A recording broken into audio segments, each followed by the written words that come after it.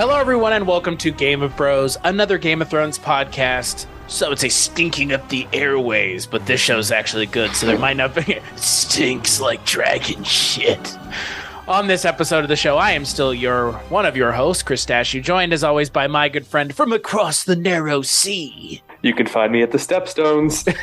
You can find me fucking my family members. No, God, not that. We'll let the show do all that because none of us in the real world need to be doing it. We're talking about the 5th episode of HBO's latest iteration of Game of Thrones, House of the Dragon. That episode is titled We Light the Way. It's directed by Claire Kilner, once again, written by Charmaine de Gratte. I think that's how you pronounce their name.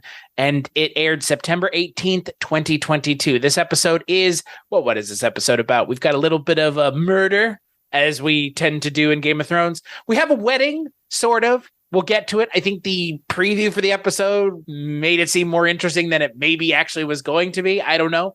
But yeah, it's a Game of Thrones wedding, folks. So as we know, as we mentioned before in a previous episode, we all know how wrestling weddings go. Weddings in Game of Thrones are not that different. So Yashar, tell me a little bit about We Light the Way. So this episode is basically at the aftermath of the Daemon and Rhaenyra bang sesh. Almost bang sesh, and it's about, the consequences of that, which is her marrying Laenor.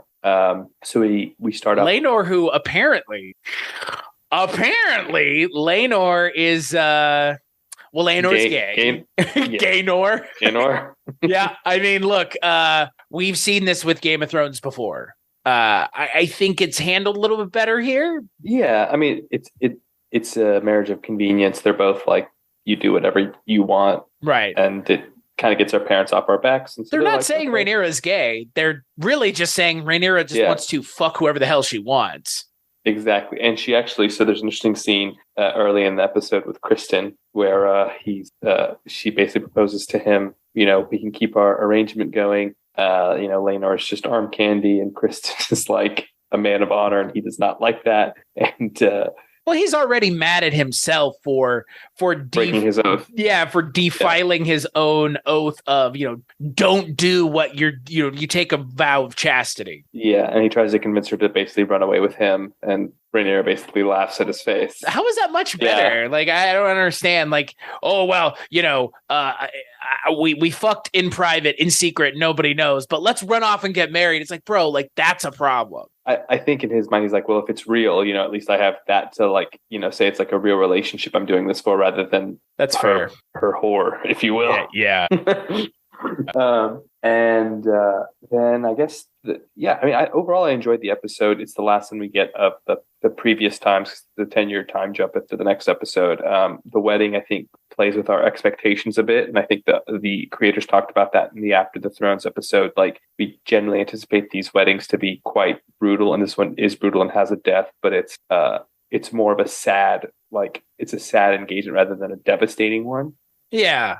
I think it's a good way of putting it. Laenor has his own kind of version of Kristen in the context of his lover knight Joffrey. Great name. Name of Joffrey, quite popular in this universe, I guess. Unbeknownst to those of us that don't read the source material. The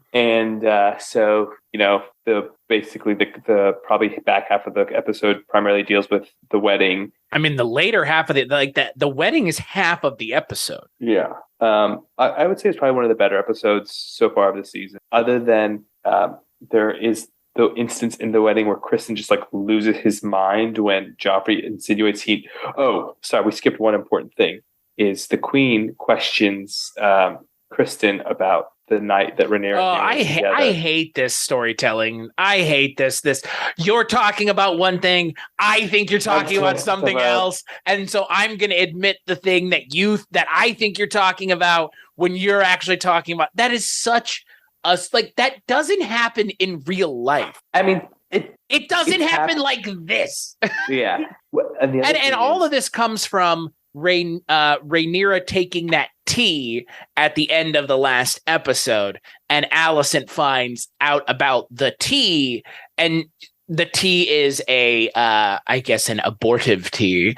And so Allison knows that that's what it is because it's the Grand Maester bringing it. That's I guess that's a little bit of a logic leap that I'm okay making. But yeah, the whole Kristen Cole admits being with Rhaenyra when Allison's asking her, it's like, it's the laziest. It's one of the lazier storytelling tropes. I know that might be a controversial opinion, but like yourself, as someone who watches a fair amount of movies and TV, I've seen it before, and it's not like I'm beating up on Game of Thrones. It's lazy anytime anyone does it, like in Game of Thrones or in Dexter or in other Game of Thrones or wherever else you might find it. Because again, it's a convenient storytelling trope to get two pieces of information out almost simultaneously. And it relies on Larys. Basically, somehow he's seen everything. He saw the guy go in with the tea and knew what the tea was and knew about the whole thing.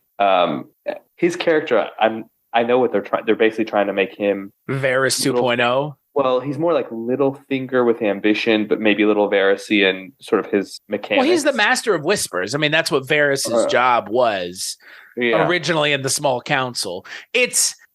We'll talk about him more in the next episode. Does he even have a proper job? We don't see him at the small council. Like, what? He just hangs around. His dad is the hand of the king. I think he has. I think he'll have a job eventually. Yeah, but like the access he seems to have is weird. So like, I feel like that's quite lazy convenient. Well, his dad is the hand of the king, so that just allows him, I guess, to hang around. And then so Allison is really betrayed by this because it's like she feels like her friends lied to her face. And when she finds out that she's also been with Kristen, she's just basically like, Rhaenyra's dead to me, basically. Like, nothing about her is genuine and I can't trust her, which means, her father goes off and tells her, But she never asked her about being with Kristen. She asked about being with Daemon. And it's like, she does swear she's a virgin, though. I don't understand why that matters so much in this universe. I mean, I understand why it matters, but like, Allison's a bit idealistic.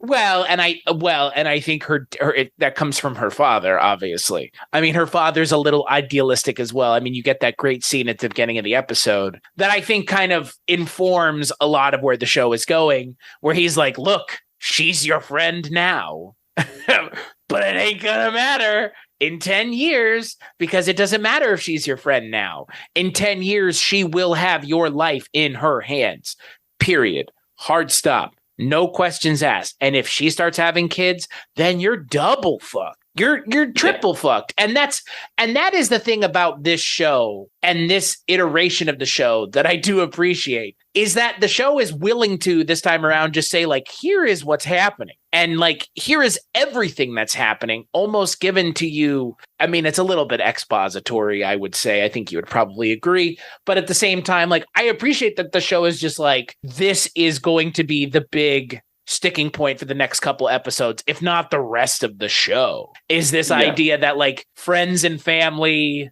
like it's a slippery slope, right? They always say don't work with your friends because they'll take advantage of you. Don't work with your family because similar things might happen. And then you get what happens when you have relationships with these people. And yeah, I mean, Otto Hightower is right. And we're seeing what happens. Allison really puts that into practice later in the episode where she's trying to figure out. I mean, she is going to replace the king at some point, essentially, is what the show is telling us.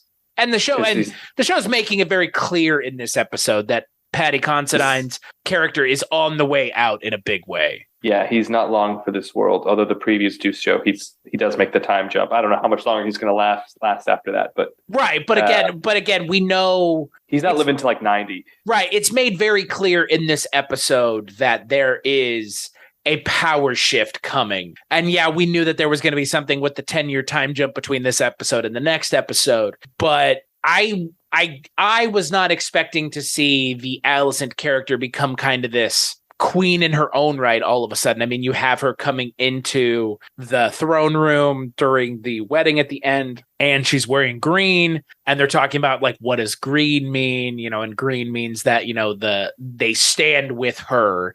The people in Old Town, when Old Town's beacons are green, that means that Old Town is, and I think it works. I don't think they needed to say it in the episode, like to further punch it home. Does that make sense? I think a little subtlety goes a long way. Laris tells Harwin.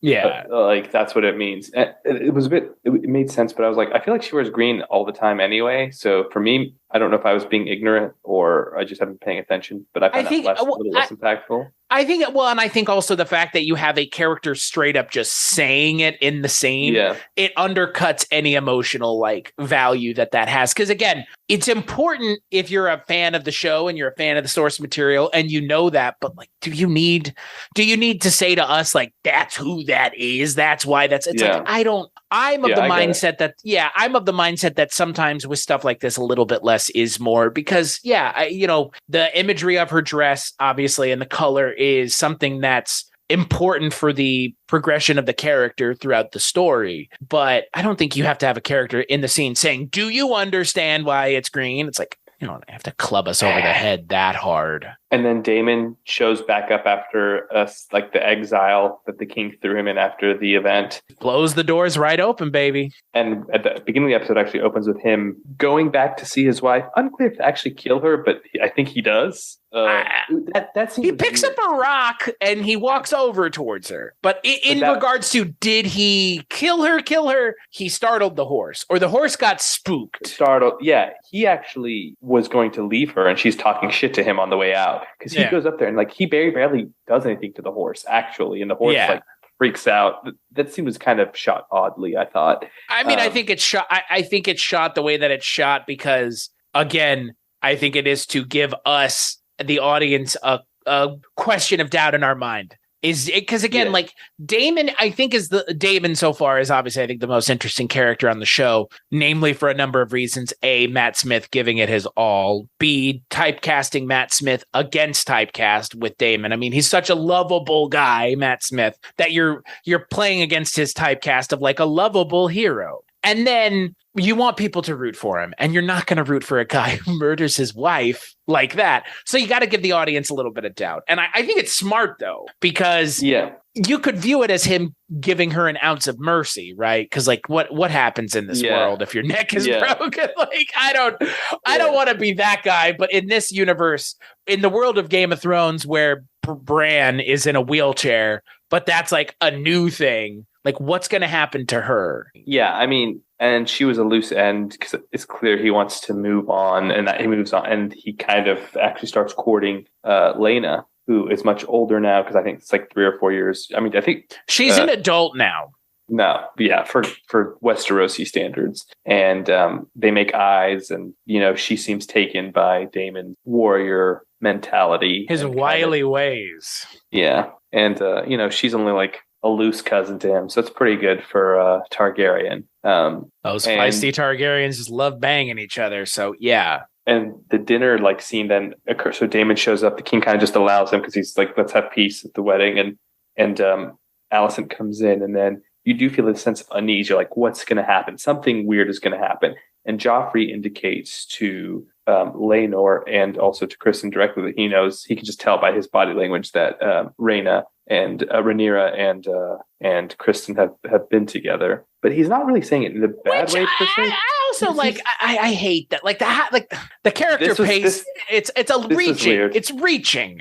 It's like I see him over there acting a certain way, so I automatically assume that's what's going on. It's like I mean, fine. Again, in the world of storytelling, sure. Because the story's got to move along, and you don't want to spend an entire season Ned Starking it up. But at the same time, like I feel like there's got to be better ways to do it. There does, but it's fine. I was like, whatever.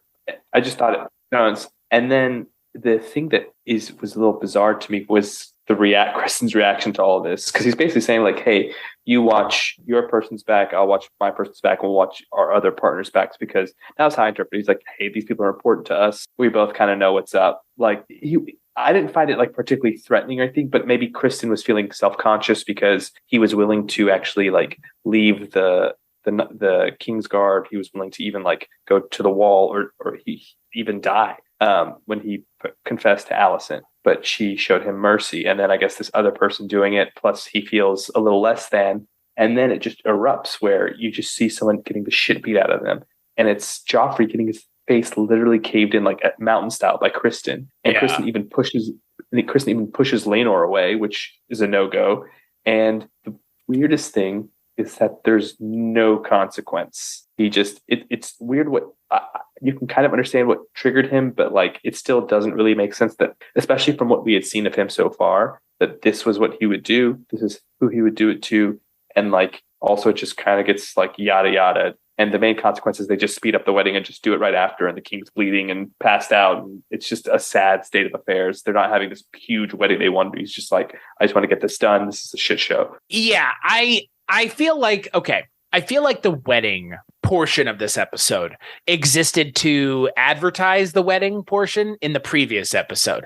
They made it look like something was going to happen, and then something does happen, but like subverting our expectations is one thing. And I'm not complaining about my expectations being subverted. I think my issue is more with lazy writing and lazy storytelling and giving us a character who, like you've mentioned, yeah, he kind of has a moment of emotional kind of weakness with Rhaenyra and having sex with her. I mean, again, per what he has said, his character's job is not doing that. He's supposed to protect her. He's supposed to keep an oath of celibacy, yada, yada, yada. Like you said, yada, yada, everything away. And then they yada yada all of that out. They're just like, it doesn't, but none of this matters. Why would he go ape shit in front of everyone like that? Unless he knew he could do it, which I guess he could, but then he at the end of the episode, he's going to kill himself. So he knows he can't. It's look, again, the last episode kind of had it. This episode has it a lot more. This show is really leaning on just get us there. Just get us there. Like, just go. Yeah. Just get us there. And like, that was my concern. We've been talking about it almost since the beginning of this show. And I'm going to bring in another show now. I keep bringing this show in on that show. But the Lord of the Rings show, which is really copying from Game of Thrones' first season with the way it's setting up its story. I'm sure you're watching. Right. Yeah. They're starting to kind of pull that together. They're starting to finally see how that's right. They've expanded the net in the first couple episodes, and now they're finally drawing the net back in and kind of. But it took them 5 episodes to get to the point where the net has been expanded, and now they're drawing it in. This show, for the last 5 episodes, has been bing, bing, bing, bing, bing, pinballing everywhere because. It's a show that has had like 5 time jumps in as many episodes, or 4 time jumps. I think from the original prologue to where we're at now is like, what, 15, 16 years or something like that? I mean, we'll say 5 or 6 years. We haven't had an opportunity to get invested in any of these characters, at least not in a substantive way. And now the show is effectively saying, oh, hey, you know all the characters the way they were before? Be prepared to see them differently next episode, because there are the same characters, but they're not going to be. They're being played by all different actors, at least the younger characters as they are now. So I feel like with Sir Kristen Cole, all of that out of the way, the writing with that scene and the writing in the wedding scene, the writing in the wedding scene almost felt like we don't know what to do here, because we need to figure out a way to get this. We need to figure out a way to get them married quickly. And yeah, like, why would Kristen Cole not just say, yeah, that's great. Okay. I'll make what? Like, it's like, I don't understand. Like the ultimate form of like toxic masculinity in a way that really hasn't. They're doing too much tell and not show, right? They say show don't tell on TV. Normally, I mean, they say show don't tell in most visual mediums, yeah. And we see it, but it's like, yeah, it's just. I hate you. Why did he kill him? It just doesn't feel it like what he said to him does not feel like it would warrant that reaction.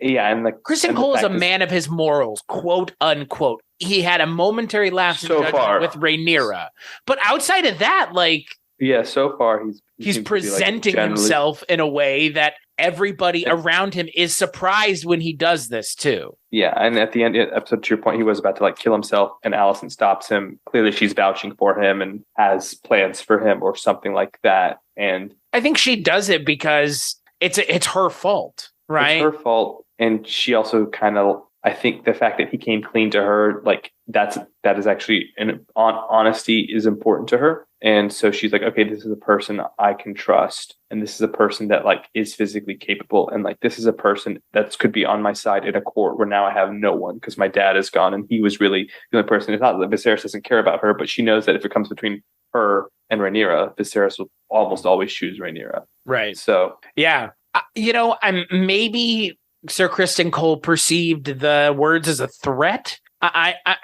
I don't know. I don't. I think it was accumulation. I don't think it was that instance, but it just wasn't portrayed well. I know, because all of a sudden, this fighting starts, and it's like, what? Like for what purpose? Like, and they're like, what's going on? And I don't know. It felt like they were trying to be like, oh, something crazy is going to happen, but then it doesn't. Like, Kristen Cole just beats the shit out of this poor guy, and that's it. Like that. I don't know what else happens in that scene, but that's it. Like, that's it. Like, nothing of substance happens. Like, Rhaenyra in the preview for in the last episode's preview for this one, it showed like Rhaenyra like on the ground, and we were like, oh my God, like what's happening? Nothing. Like, really nothing. I think it was just like a means to an end to show Viserys can't get anything done the way he wants it to go. Everything goes poorly all the time. They have a very like pathetic wedding with like Laenor still crying about his lover and like Viserys bleeding out, but he just wants to get the job done. And I guess it serves to fracture the relation between Kristen and Rhaenyra, and then like align Kristen with Alicent. But I wonder if there was maybe a more elegant way to do that. They already planted the seeds of them being intimate with one another. Like, why they had to kind of drag Laenor into the story kicking and screaming with his lover is just, I don't know. I understand the point and I understand the purpose, and we both know it's Game of Thrones. It's a brutal universe where nothing is what it seems from a fantasy standpoint. Instead of dragons being cool, dragons are terrifying. Instead of, it's the Game of Thrones thing where they're subverting what you expect from this kind of story. But I don't need every scene to have, a person getting their fucking face smashed in just because you want to show someone getting their face smashed in.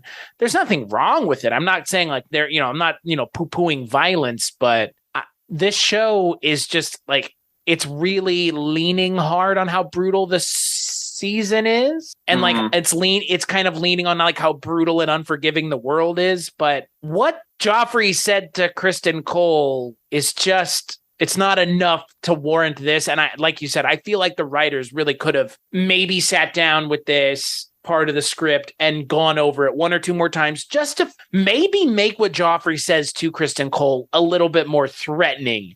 Because again, I didn't perceive it that way. You didn't perceive it that way, but he did. And it's like, I appreciate if he does, but like the audience should also feel the same as the character, because again, we haven't had a reason up until this point to really not like his character or sympathize with his character, or at least be entertained by his character. And now it's like this, And like, it was a disorienting scene for everyone there. And it was also disorienting for the viewer. Like, I was like, I don't know why this is, like, I was so confused. And I just felt like I was missing something. I was watching that and I'm like, this is obviously very important. It's the editing. It's very poorly edited. It's just, they have them talking and then all of a sudden it's, oh my God, people are fighting. And it's like, whoa. You can't jump like that with what we just saw. It's gotta be more than that. And it's not just me, and it's not just you. Like, I know that. I know that the editing for this episode is not great. And I have gone online and looked at other people talking about this episode, and it's similar. It's just like, I mean, it was fine and all, but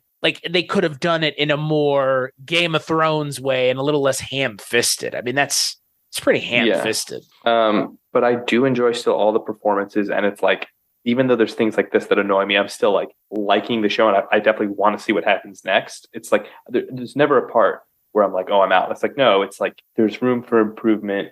I think some of the writing's a bit iffy, but we know like this is it. Like, I think from this point on, it's the big leagues, and I'm starting to think that like maybe, because obviously I think the I don't know, next half of the season or all future seasons, it's going to around this sort of who has the right to the throne. I think this is just like saying, okay, we at least now understand enough about like Alicent and Rhaenyra and Viserys to say like what's driving these people. So when they're at tension, we have a little bit of context rather than starting us there.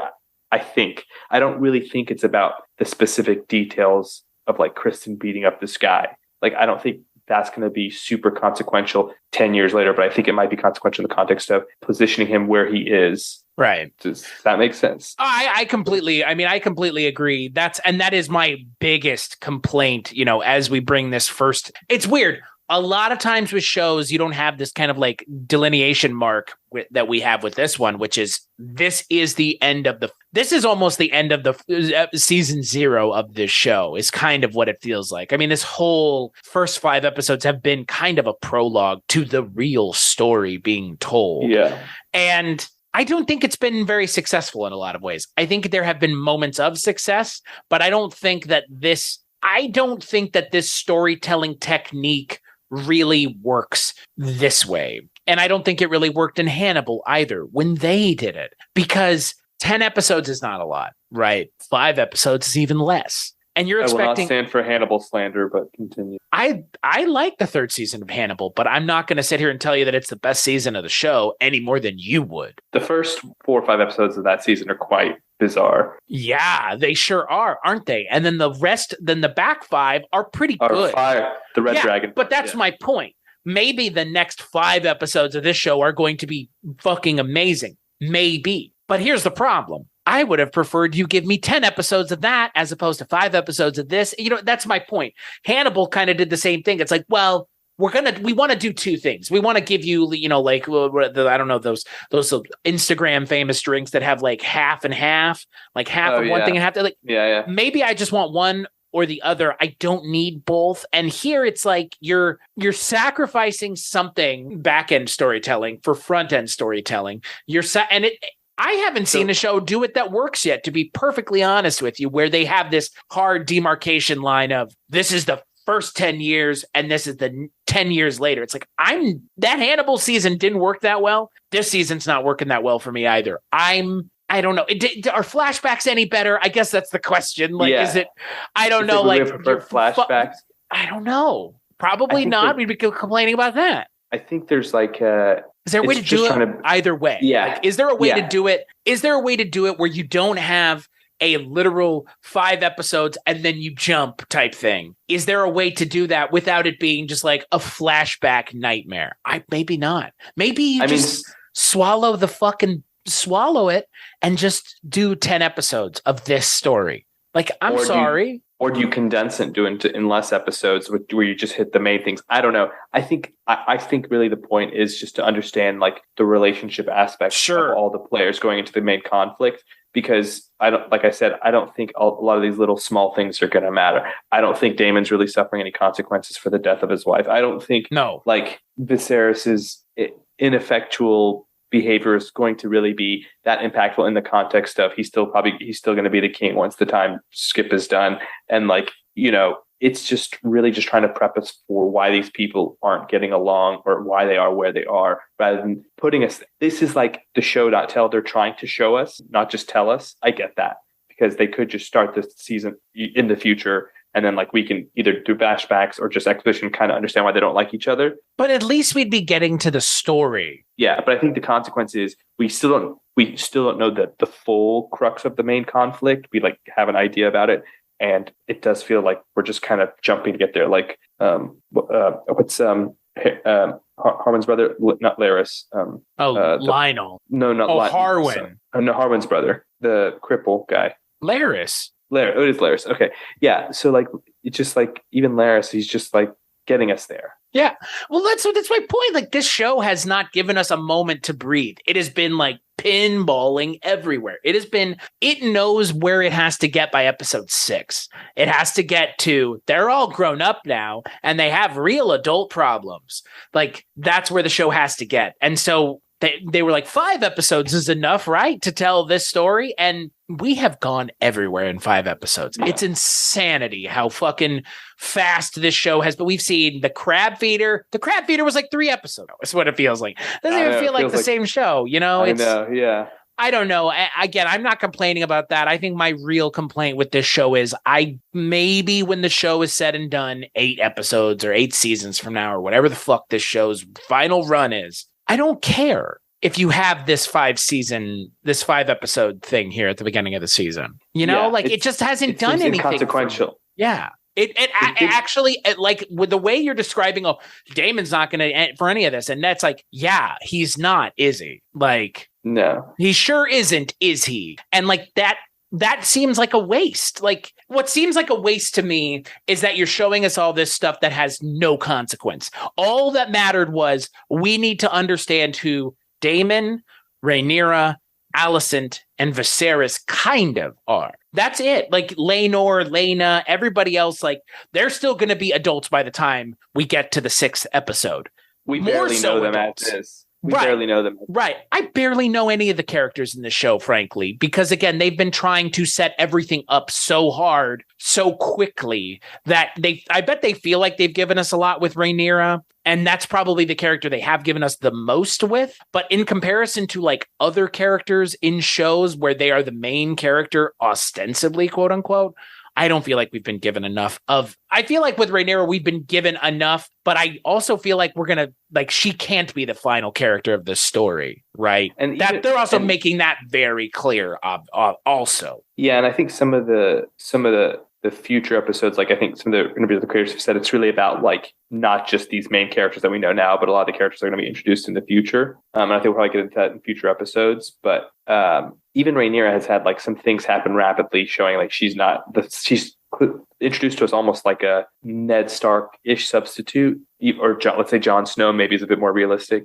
But like by this time, we're like, are we really even rooting for her? Like, well, that's my point. It's like that. Who am I rooting for? The characters that they've introduced, they have essentially said, like, get ready to not recognize them when we time jump, and they've already put that into motion with Rhaenyra's character, where it's like, who is this character now? When she's talking to Daemon, she's like, marry me. Like, is she just saying that to get his goat? Yeah. Or is she serious? And like, if she's serious, which is the way I interpreted it, then she's a terrible human being and she is a terrible character and we should not be rooting for her. And yeah, I don't know if she was like trolling or I didn't know what her deal was. Again, that's my point. Like we have gone from Rhaenyra being a character that the two of us were like, yeah, this is finally an interesting female Game of Thrones character, to like, what? Like she's sort of like a proto Daemon. Kind of. Yeah. Less violent. Pretty much. But again, it's made very clear to us as the audience that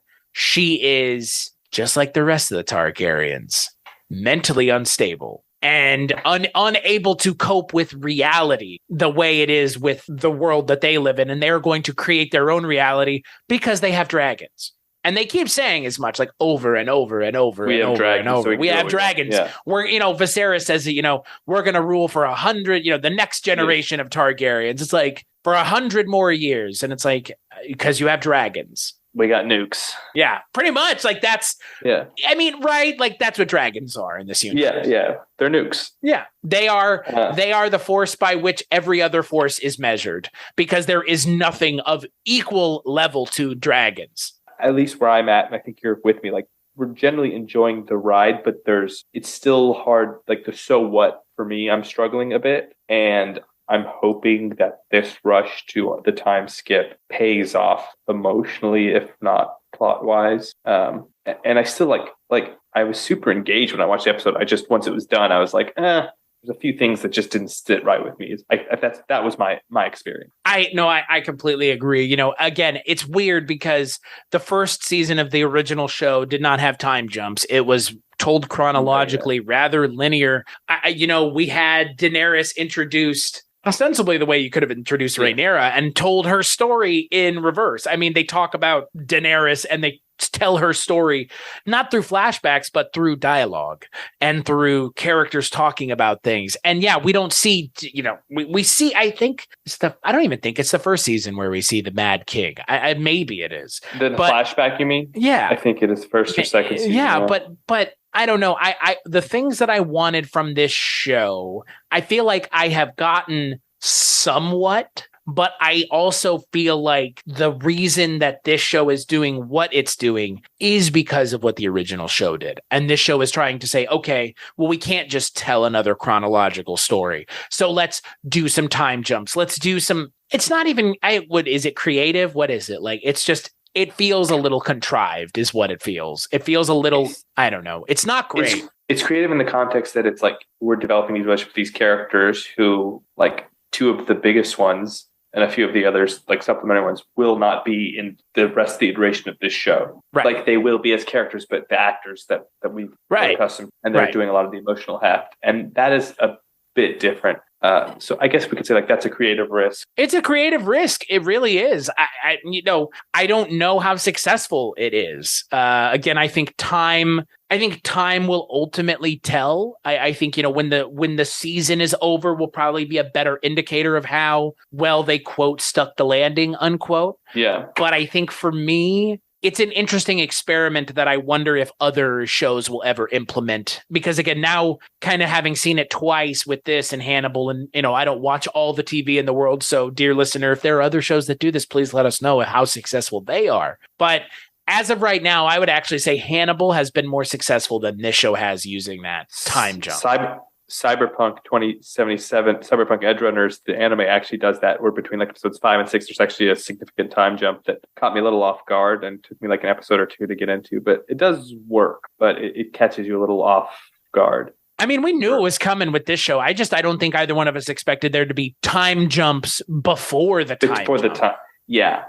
And there was like one or two, and sometimes you see that in the show, but it was like every episode, there's a decent chunk of time passing. Literally every episode. I don't think we have seen an episode of this show that hasn't jumped. I mean, if you look at the synopsises, it's like 6 months after, 4 months after, 3 years after. And it's like, Jesus Christ. I know you're not changing the actors, but like big things keep happening, and maybe they're not important. Clearly they're not, but I don't know.